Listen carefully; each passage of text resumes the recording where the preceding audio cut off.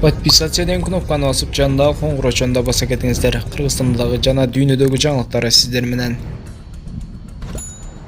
Сахалиндин түштүгүндө болгон катаал аба ырайынын кесепетинен миңдеген тургундар электр жарыгысыз калып, көчөлөрдү жана бир нече үйлөрдү суу каптаган.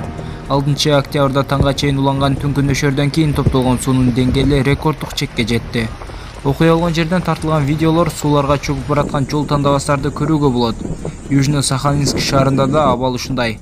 Бактырактардын кесимдери, тактайлар жана башка таштандылар калктуу пункттардын көчөлөрүндө чачылып жатат.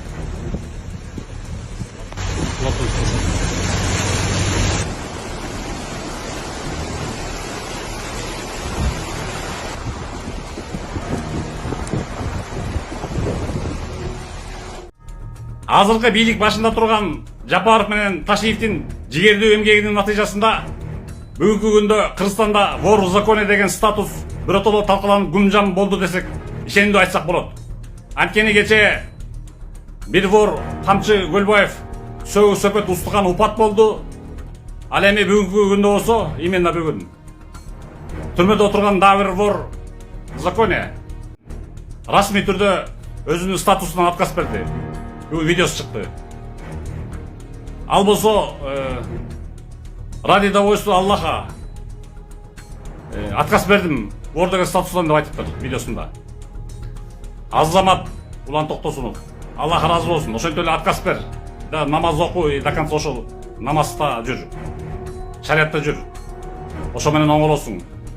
Мен ушуну айтып, канча 2 жылдан бери айтып, могу дөңк бешене маркум Камчы Көлбаевка жетисе албай койдум.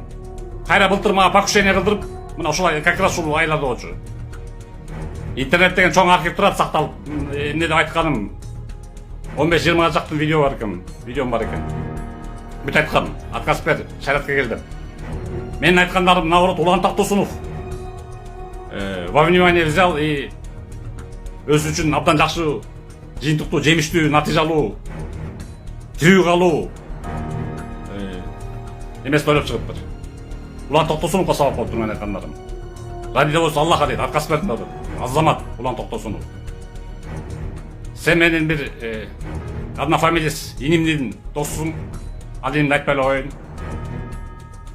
Ошонтип эле ошо шариат жолунда болуп эле намаз окуп эле оңолуп чык түрмөдөн. Зачем тебе воровское понятие, дурацкое, кафирское? Ал эми тиги маркум Камчы Көлбаев болсо дөңк бешен экен, жер жаманда барбасын. Мен уже 2 жылдан бери айтып какшап 15-20 жолу видеом бар. Ишенмесеңиз көргүлө. Интернет деген чоң архив турат. Ошо жерде 15-20 жолу айткам. Айтсам кайра тетер кабыл алып, былтыр так ушул малда бандиттердин тукуруп, алар болсо катынчасынан аркаман келип туруп, бейсболка менен уруп, тасып урса, сознанием бир экимде жоготкон экен, жыгылып калыптырмын. Конечно, аркан келип, жеке келип дубинка менен урса, любойуңду кылайсың да. Любой оңкоңо сайдыбайсың. Анан баягы бир мүнөт эсиме келип тура алганча бети башка тепкилеп кетиштир. Качып кетиштир, тапырашып. Ошо менен больницага жатып калдым. Анан бул вор в законе деген кафир, бузуку, пласт система жаман экенин билип мен 2 жылдан бери айтып келем какшап. Болбойт, болбойт. Отказ бериле барыңар деп. Мындай айтканда азыркы бийликте турган Ташиев менен Жапаров куралдуу күчтөрүнө жүздөгөн миңдеген телохранительдерине таянып жасап атса, мен болсо бир гана Аллахка таянып, айтып аттым беттерине айтып аттым. Эми былжырап комменттерге жасап атасыңар. Түшүнбөгөндөр же мадумар айткан чын окшойт. Сабатсыздар. Кечеги видеону мурда кайсы кечеги Камчы Көлбаев өлөрүнө бир күн калганда видео чыгарган.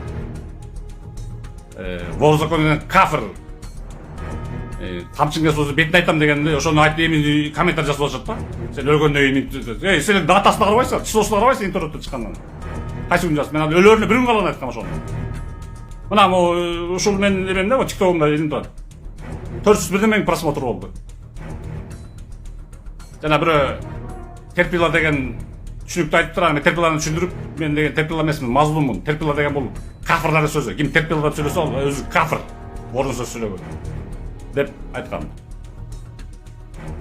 Андыктан мен бир гана Аллахка таянып, жана өз күчүмө, шениме таянып, коркпой ачык салаштым 2 жылдан бери.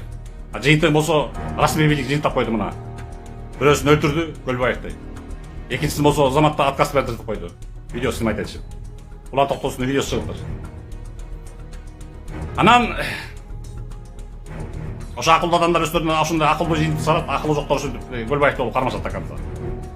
Атыл өлөт. Мына вор деп чыкканыңда ошол Азамат жок болосуң. Мына кече мына бүгүн Ташиев айтты. Токмоктон офис ачып атып расмий айтты. Мындай вор деген вор деп чыкса ошол тармагыр деди. Точно ошондой жок болосуңар. Жаштар, Кыргызстандын жаштары, мен силерге айтарым. Токтоткула, во-первых. Ташиевден коркуп же Жапаровдон коркуп бойлогула, Аллахтан коркула. Өсүңөр, тозокко чөксүңөр. Азыр канча Көлбаевди абалы эмне экенин биз билбейбиз. Бирок мен дуа кылдым эле, канча Көлбаевди өлөрүнө бир 3 күн мурун калганда дуа кылдым эле. Алла Таала ушул түшүнбөгөн дөңпешен экен. Өлтүрүп алып кетчи. Бирок күнөөрүн кечирип, мүмкүн таптаза боюнча алып кете турган болсоң өлтүрүп алып кетчи. Башка тиги орус ворлор же башка Кавказ ворлор тиги мусулман эместер. Алар сразу тозокко чөр. Тозокко чүгөнү азмитип жазып атышат комментарда. Сен кайдан билесиң, аны бир Аллах билет. Ооба, бир Аллах билет. Бирок ошо айтылган да, ким тозокко чөт, ким бейишке чыгат, бүт президенттер айтылган да, ислам кедеттерди окубайсыңар. Ажыларды талаша бербей комментарийден. Окубайсыңарбы? Таза праведный жүргөн киши, Аллахтан коркуп жүргөн киши бейишке чыгат. Жөн эле корком жүрөгүмө ишенем деп сен ыплас жүрөгүңдү бир гана Аллах билет, бир гана өзүң билесиң. Биз билбейбиз да, сен сырткы амалыңан билебиз.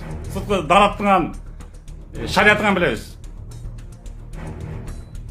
Анан туруп эле Аллах кечиримдүү ооба. Аллах кечиримдүү чексиз эмес да. Чексиз болсо ана тозокту эмнеге жаратты? Тозокту ошондо силер үчүн жаратты.